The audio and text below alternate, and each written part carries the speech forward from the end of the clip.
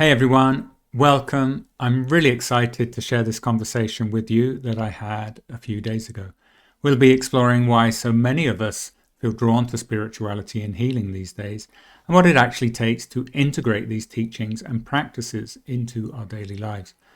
I do feel that spirituality has become yet another distraction and another subject for our ego to keep us busy with, and we find that people are not actually doing their inner work, still focusing outwards.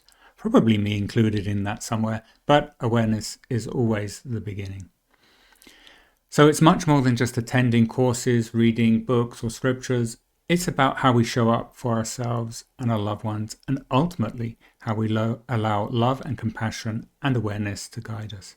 So I hope you'll find something here that resonates and inspires you on your own journey. So let's go ahead and hear the conversation. Why do you think so many people today are drawn to spirituality and healing practices? Well, we live in a world of yearning for healing, and you can see it everywhere. Just look around. There's a rising wave of interest in wellness retreats, mindfulness courses, and healing practices. It's like suddenly everyone is searching for something deeper, something real. And honestly, if you want to meditate, practice breathwork, yoga, Reiki, or any form of energy healing, you're spoiled for choice.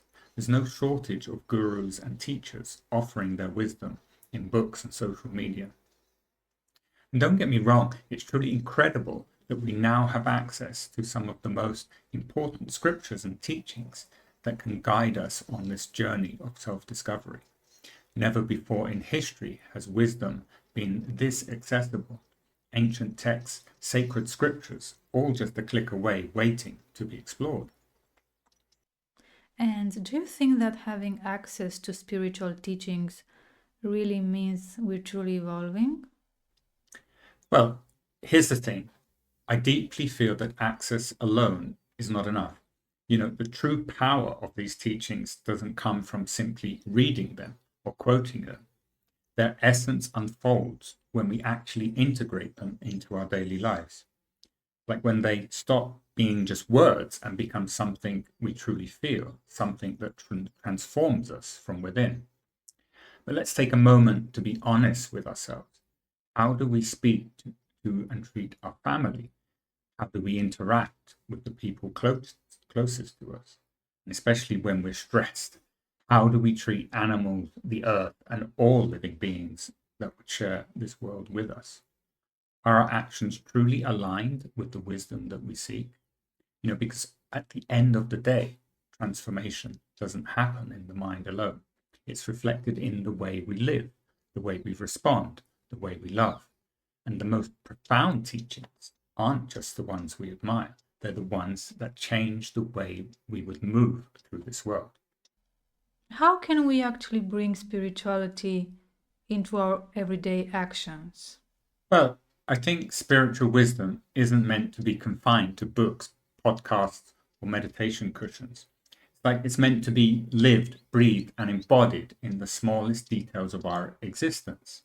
It's reflected in the way we listen, the kindness we extend without expecting anything in return, and the deepest respect we cultivate for the interconnectedness of all things.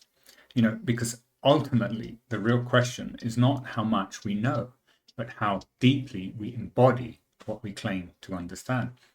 It's like these scriptures and teachings serve as maps guiding us towards a deeper understanding of who we are, but no map can replace the journey itself. Like to truly rediscover ourselves, we have to go beyond knowledge. We must cultivate awareness, practice stillness, and be willing to unlearn everything we thought we knew. Are we truly discovering something new or just remembering what we've always known? I think each teaching carries a vibration, a frequency that resonates differently depending on where we are in our journey. Like some words will ignite something within us, awakening parts of ourselves that have been dormant. Others will challenge our ego, forcing us to confront illusions we've been holding on to. And some will simply remind us of something that we've always known, but somehow forgotten. And that's the paradox of self discovery. Like we're not learning something new, with remembering what has always been.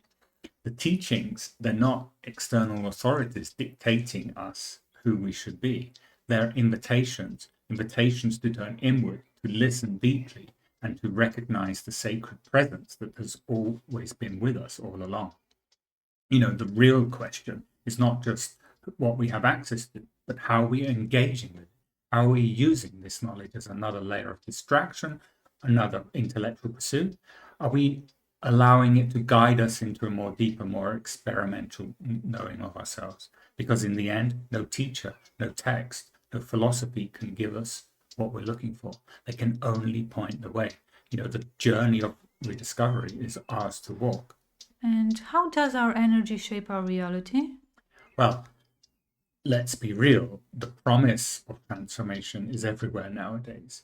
But despite this, many people who still embark on this journey find themselves trapped in the same cycle, searching for something just out of reach. Why? Because what's rarely discussed, the thing that doesn't fit neatly into an Instagram quote or a 10-minute YouTube video, is the most crucial part of healing. Like the energy behind our desires. Why do we seek healing? What's really driving us? And, are we looking for a quick fix, an escape, or a way to numb discomfort? Or are we genuinely willing to meet ourselves, raw and unfiltered, in our own truth? Pause for a second and ask yourself, what is my narrative? What story am I telling myself about who I am, what I need, and what I lack?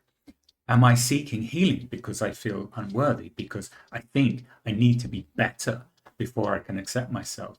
Or am I coming from a place of deep self-love, a willingness to meet myself exactly as I am without judgment?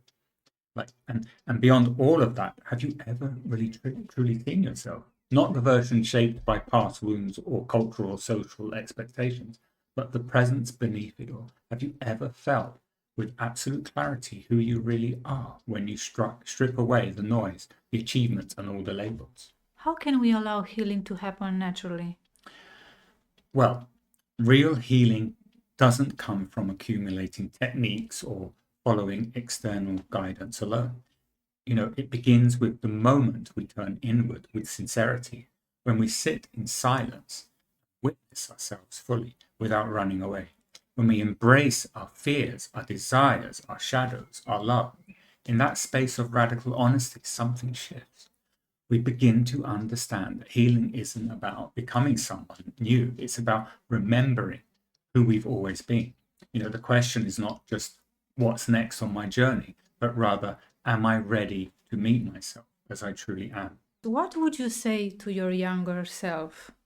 Well, to my younger self, the one who was always searching for something more, I would say, go where you feel connected, not where others tell you to go, not where it looks like healing should happen, but where your heart feels at ease. Sit in silence and really listen, not just to the thoughts racing through your mind, but to the deeper currents beneath them.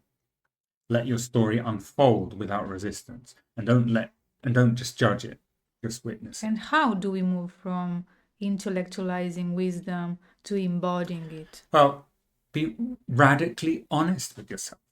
Let every emotion rise: grief, joy, longing, fear. Let them all come without filters, without denial, and without judgment.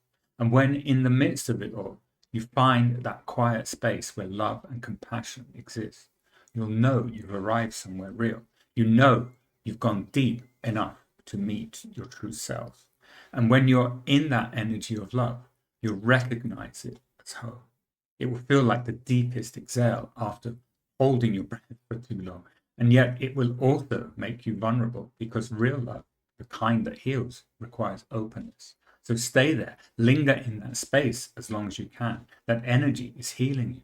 It's unraveling the knots of your past, dissolving the burdens you no longer carry.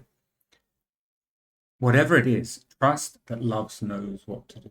You don't have to force healing. It happens naturally when you allow yourself to simply be. Tell the audience the truth we believe in. Well, here's the truth. You don't need to travel to a monastery or to join a yoga studio to find healing. External spaces can be helpful, but real transformation happens within. Observe the energy around you. Listen to how different places make you feel and choose wisely. Sometimes the last thing you need is another distraction disguised as healing. Instead, find stillness wherever you are.